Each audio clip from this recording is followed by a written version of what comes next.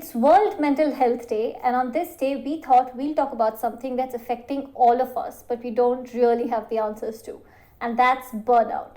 And to answer all of your questions on burnout, what to do about it, what is it, how to manage it, I've got with me Dr. Debjani Mitra from iCall, who will be answering all of this and a little bit more. Dr. Debjani, hi, how's it? How are you? Yeah, hi Manvi, and very good afternoon. Great. So let's begin. So the first question that we've got is in fact a question that all of us have asked ourselves at one point or the other. What Mhm. is burnout and how is it different from stress or the normal exhaustion you'd feel after a long day, for instance? So, when we do not take care of our stress, and the stress starts accumulating into something that leads to extreme exhaustion, it leads to a diminishing performance ability that we know how to do, what to do, but still we are not being able to perform. As we all know, stress is not always the bad stress or distress. There are eustress. So, eustress actually helps us to be motivated. So, when the distress does not get properly managed and properly addressed, it start accumulating. And that leads to the burnout. So burnout can definitely be prevented if we can take care of our stress and manage our stress based on the resources we build over time. All right, great. One of the questions we've got is from someone from the Vitamin 3 audience. The question says, I'm a 12th grade student and prioritizing is a huge mess. I feel burnt out. How do I manage my family time, my studies, and my health? Now, this is, of course, a question that I think a lot of students are facing because you've got online studies, you've got the uncertainty about the future. So, what would you say to, of course, this question, but also to students? It's an amazing question. And yes, the pandemic plays a huge role. So, burnout among students, we also need to consider the age they are going through. So, when we are talking about the 12th grade students, this is a transitioning phase. So, the first thing that they need to understand that it's important to slow down. It's important to forgive themselves for not being able to perform as much as they want. It's important. The third thing is that they need to understand that pandemic is something that is impacting globally. As we are going through such a difficult time, it's important we acknowledge that it is there and it is going to be there for some times. That's, I think, some great advice. The third question that we have is, in fact, what I personally can also relate to.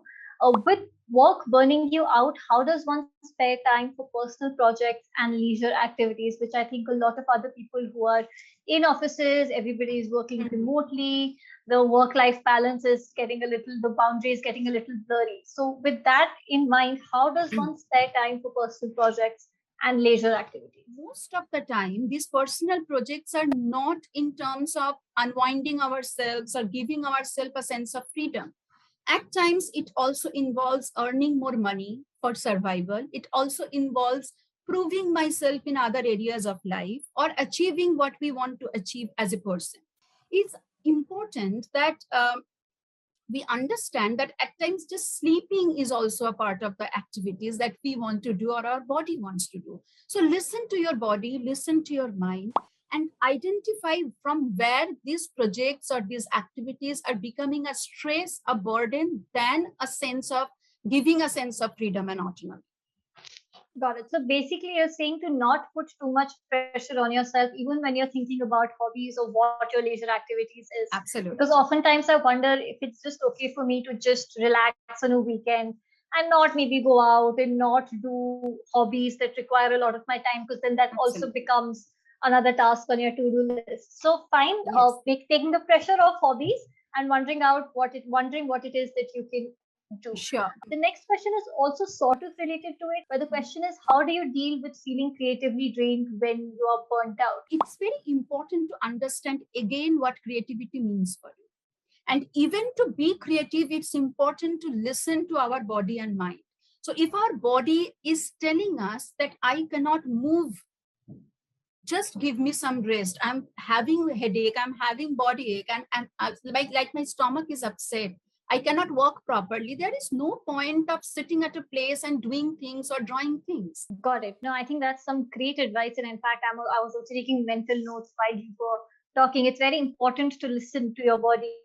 We feel that it makes more sense for us to push through because that's what we've been taught to do. But on some days, Right. it's important for us to say, hey, maybe this is not what I need to do. So maybe what I really need to do is just rest it up. The second question, in fact, relates to social media. Why does it feel like everyone is doing well these days despite people being exhausted?